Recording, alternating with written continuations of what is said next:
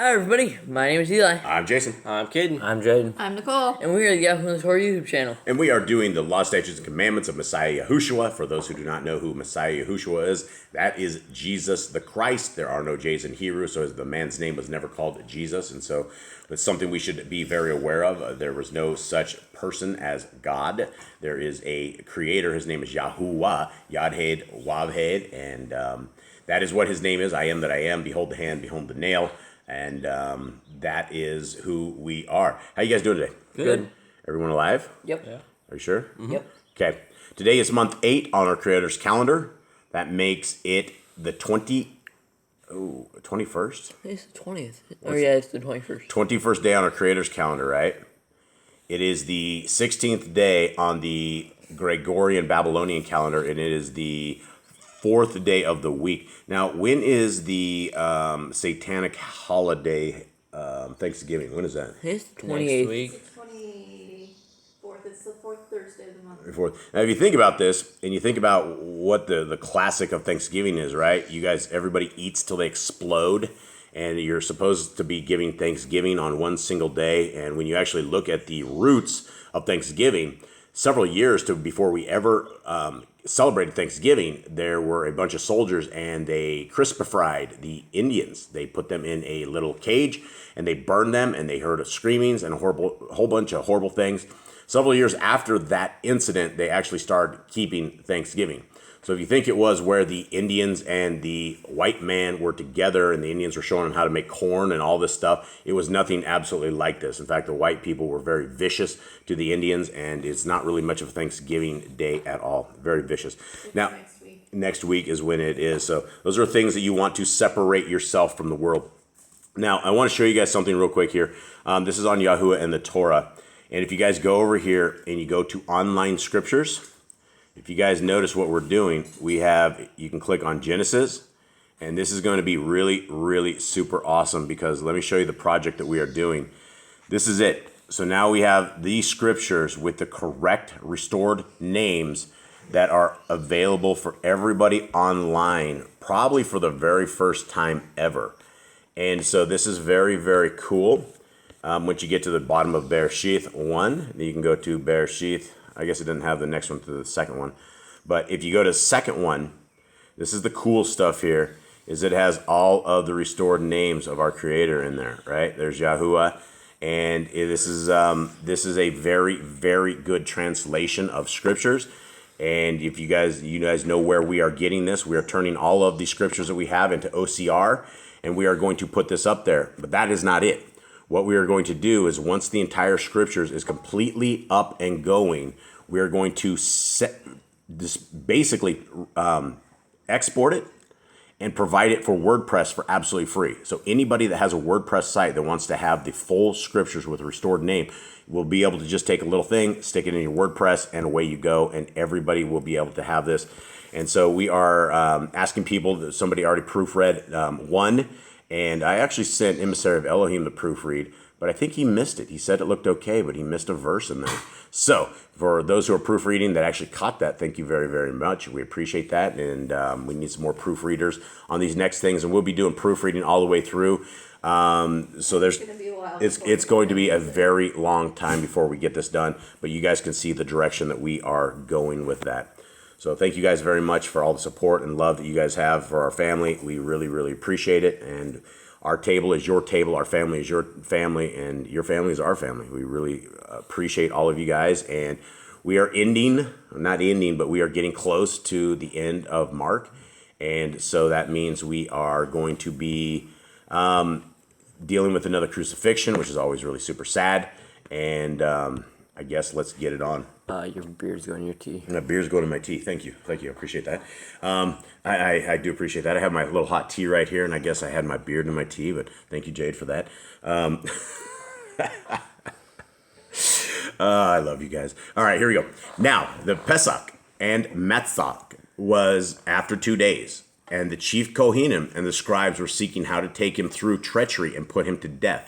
These criminals, man, they were just like, they couldn't get him through any other way. So they're like, how can we trick this dude and kill him? Yeah, absolutely. And, so we have a time frame, right? So we know that Passover was after 2 days, right? And so we are in and around Passover time. Okay, 2. And they said, not at the festival, lest there shall be an uproar of the people. And while he was in Bet Aniah, in the house of Shimon the leper, and sitting at the table, a woman came having an alabaster flask of perfume, genuine nard, very costly, and breaking the flask, she poured it on his head. Shimon the leper, did we always know it was Shimon the leper? Mine says suffers as the jar makers. That's what it was, the jar maker. Mine says leper though. Yeah, I think leper's the right thing. I think it's one of the lepers he healed. Maybe. Probably was. So anyway, we have a woman there, and she has an alabaster flask of perfume. Nard. Do you guys know what nard is? It's some sort of... Mine's a spikenard. I don't, dang it, I just lost that again. It's some sort of like an herb. An herb? Spiked nard? Yeah, I don't know what that is, honestly. Very costly. Okay, so it was very costly. In breaking the flask, she poured it on his head. Did I read the whole thing? Yeah, Shimon the leper. Yeah, okay, 4. But there were some who were much displeased among themselves and said, why was this perfume wasted? For it could have been sold for more than 300 pieces of silver and given to the poor. And they were scolding her. But Yahushua said, leave her alone. Why do you trouble her? She has done a good work for me. For you have the poor with you always, and whenever you want, you are able to do good to them. But you do not always have me. What she had, she used. She took it beforehand to anoint my body for the burial. Truly I say to you, wherever this good news is proclaimed in all the world, what this woman did shall also be spoken of to her remembrance. And Yahuda from Kerioth, one of the 12, went to the chief Kohanim to deliver him up to them. And when they heard it, they were glad and promised to give him silver. And he was seeking how to deliver him up conveniently. So he's just like, I think he was mad because he could not get that 300 pieces of silver because we know he was a thief by nature. Like that was like what he was before he met Yahushua. And I don't think it left him because he just went to the Pharisees after this. I think he's a little upset that he could not get that money, that he didn't get the money himself and took it and did what he wanted with it. Yep. And so therefore the money just conveyed him to do more evil. It's like the power of money over these people. It's just the power of silver. What will a man sell his soul for the silver? Would a man sell his word, the word of Yah, for some silver and gold? The answer is yes, absolutely. Okay, but is that the right answer? No. And so, yeah, this was Yahuda Iscariot, as they call him, was the money guy. He held on to the money bag, and so that is he's definitely into the money side of things. And on the first day of Matzah, when they were slaughtering the Pesach, his Talmudians said to him, where do you want us to go and prepare for you to eat the Pesach? And he sent out 2 of his Talmudian and said to them, go into the city, and there a man bearing a jar of water shall meet you. Follow him. And wherever he enters, say to the master of the house, the teacher says, where is the guest room in which I am to eat the Pesach with my Talmudian? So for those who have never ever heard like us read this, there are people that join in all the time that have never ever heard this reading. So we got to remember this is for everybody. And even though we have a small little ecclesia of people that are very that are tried and true, I looked down at my leg. All of a sudden, somebody started rubbing my leg, and I looked down there. Caden's down with his foot, but he was trying to pet the dog, and so that was he's a little getting barky and antsy.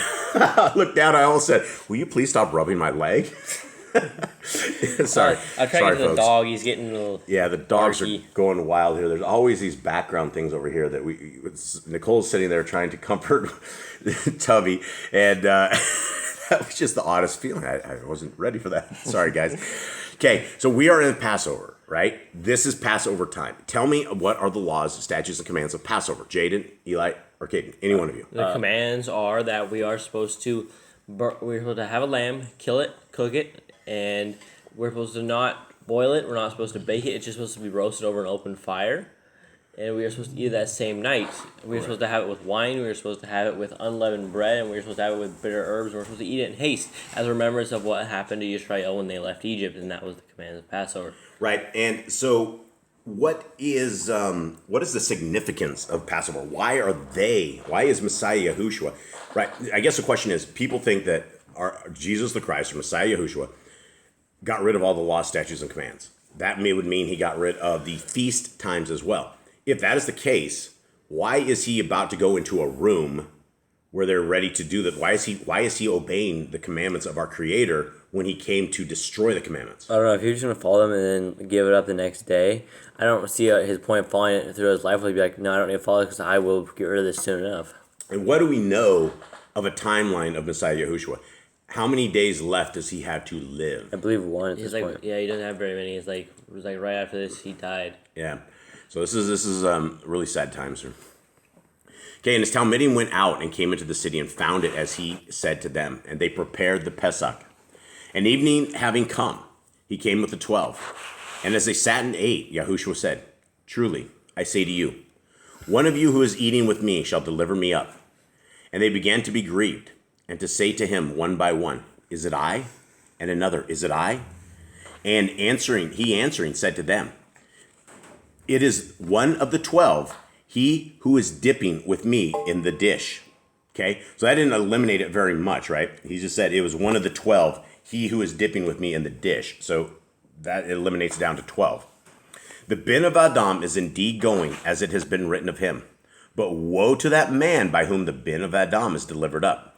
It would have been good for that man if he had not been born. And as they were eating, Yahushua took bread, having barak it, broke it, gave it to them, and said, take, eat. This is my body. And taking the cup, giving thanks, he gave it to them, and they all drank from it.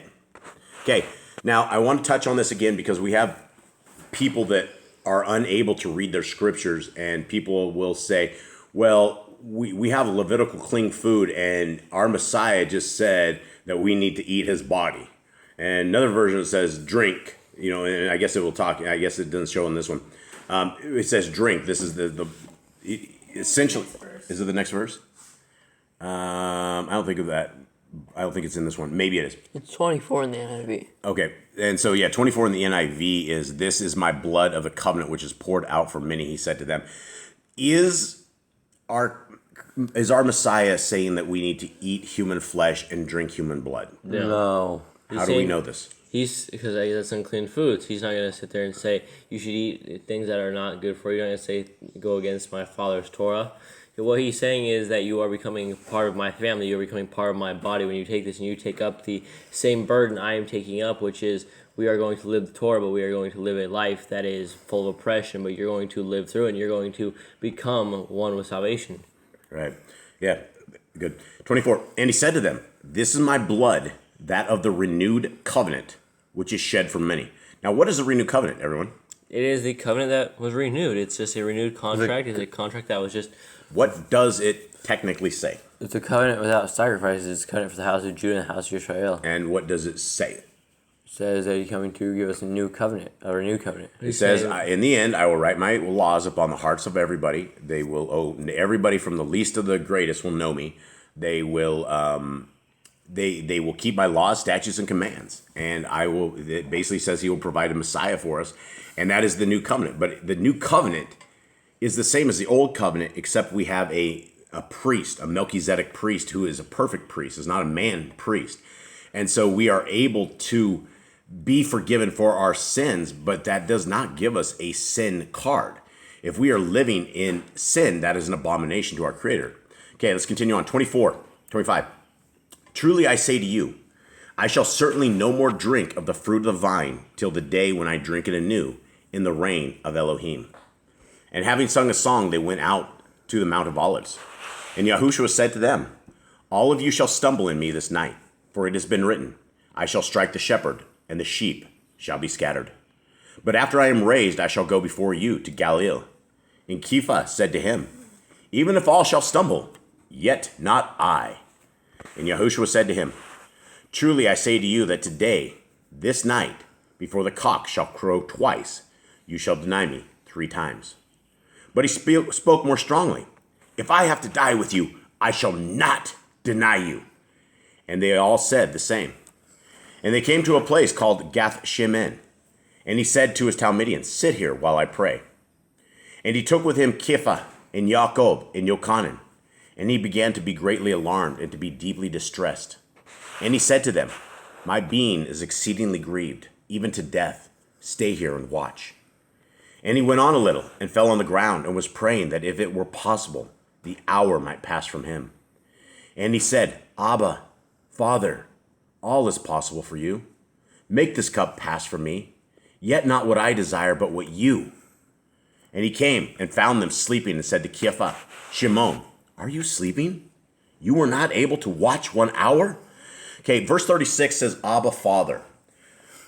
This is a Trinity buster. Every single time that our Creator and the Messiah call out to each other in this fashion, it shows that they are not the exact same. If he is here saying Abba, Father, but he is the Father, if he is sitting here asking himself to let the past cup from him, but he says, not what I desire, but what you would have to think that your Creator was a crazy person. He would have to be somebody that was talking to himself, split personality, some sort of weird psychosis. They think they're the same person, but they claim they're not the same person, but they also don't think they're the same person. It's really weird, right? So there is no Trinity. That the Trinity is a sham. It is from the 325 Catholics, Creed of Nicaea, and it's a sham. And he came and found them sleeping, actually 38. Watch and pray, lest you enter into trial. The spirit is eager, but the flesh is weak. And again he went away and prayed and spoke the same words. And having returned, he found them asleep again, for their eyes were heavy, and they did not know what to answer him. And he came the third time and said to them, Are you still sleeping and resting? It is enough. The hour has come. See, the bin of Adam is being delivered up into the hands of sinners. Rise up. Let us go. See, he who is delivering me up has drawn near. And immediately while he was still speaking, Yehuda, one of the 12 with a large crowd with swords and clubs, came from the chief Kohanim and the scribes and the elders. And the one who was delivering him up, who had given them a signal, saying, Whomever I kiss, it is he. Seize him and lead him away safely. And coming, going straight up to him, he said to him, Rabbi, Rabbi, and kissed him. And they laid their hands on him and seized him. And one of those standing by drew his sword and struck the servant of the Kohen and Hagdodal and cut off his ear. And Yahushua answering said to them, Have you come out against as a robber with swords and clubs to take me? Daily I was with you in the Mikdash teaching, and you did not seize me, but let the scriptures be filled. And they all left him and fled. And a certain young man was following him, having a linen cloth over his nakedness. And when they seized him, he left the linen cloth and fled from them naked. And they led Yahushua away to the Kohen and Hagdodal. And all the chief Kohen and all the elders and the scribes came together. And Kepha followed him at a distance, even into the courtyard of the Kohen and Hagdodal. And he was sitting with the officers and warming himself at the fire. And the chief Kohen and all the council were seeking witness against Yahushua to put him to death. And they were finding none. For many bore false witness against him, but their evidence did not agree. And some rose up and bore false witness against him, saying, We heard him saying, I shall destroy this Mishkan that is made with hands, and within 3 days I shall build another made without hands. And not even then did their witness agree. Then the Kohen and Hagdodal stood up.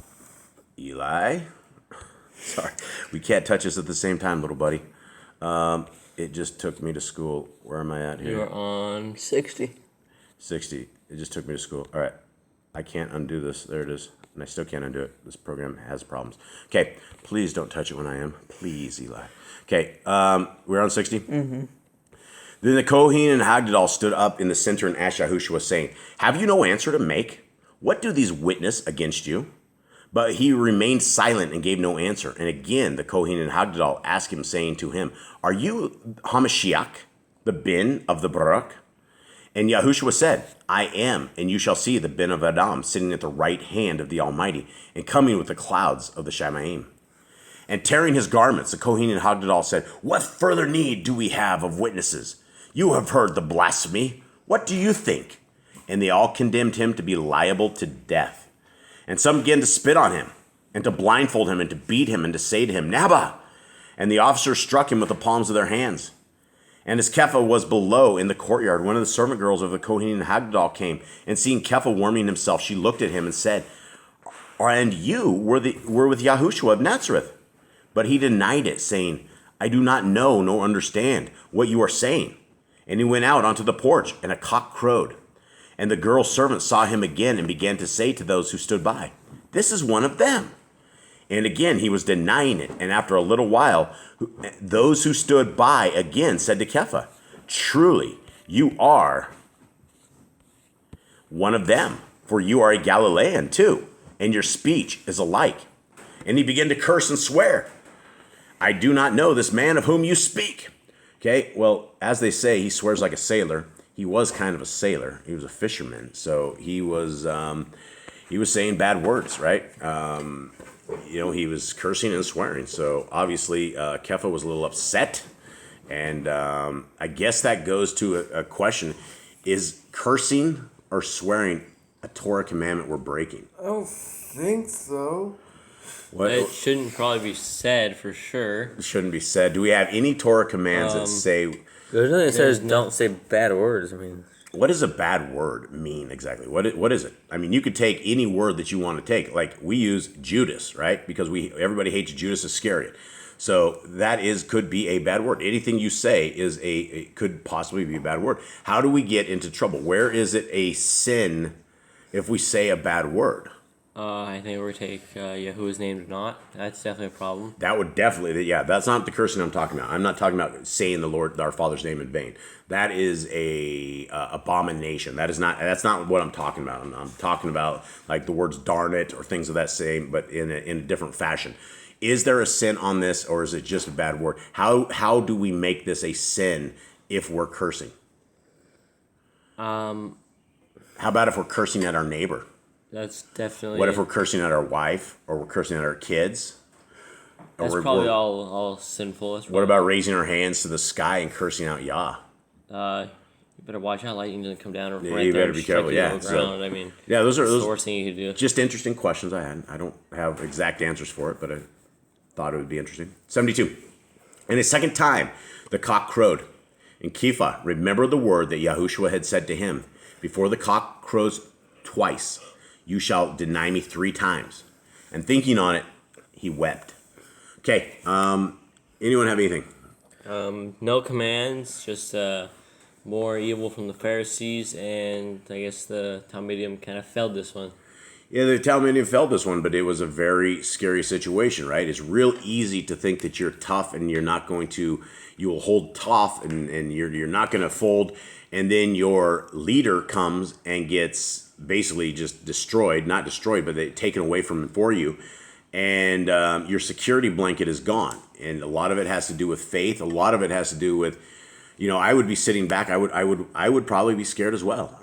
I would definitely be scared. We have a Messiah who's always talking about peace, who's always talking about this. But at the same time, he had already taken a whip and flipped the tables over and gone crazy as well. So they did see the other side of him, that he is able to be a violent entity if he needs to be a violent entity. So when he comes back, when Messiah Yahushua comes back, it's not going to be for peace. It's going to be for war. It's going to be to free us from all of this evil that is amongst us. And for everybody that's out there, I believe that we are all scattered people throughout the nations. I believe that we have been called. We have been sent the Torah. We have had our eyes opened and our ears open, and we are able to see this and hear this. And there's nothing better than walking in the Torah. There's nothing better than walking in the faith of Messiah Yahushua. But it's a two-way street. You can't have one without the other. It would be a one-way street. If you have Messiah Yahushua and you don't have the Torah, then you're going opposite of the road. The road that we need to be on is a small little road. It has a small little gate, and it's hard to get through that gate. And Messiah Yahushua says, most do not make it. And those should be fearful words that should fall on all our ears as we study to show ourselves approved unto our Creator, a workman who needeth not to be ashamed, rightly dividing the word of truth. All right, everybody, thank you guys very, very much. Much love. All right, shalom. shalom.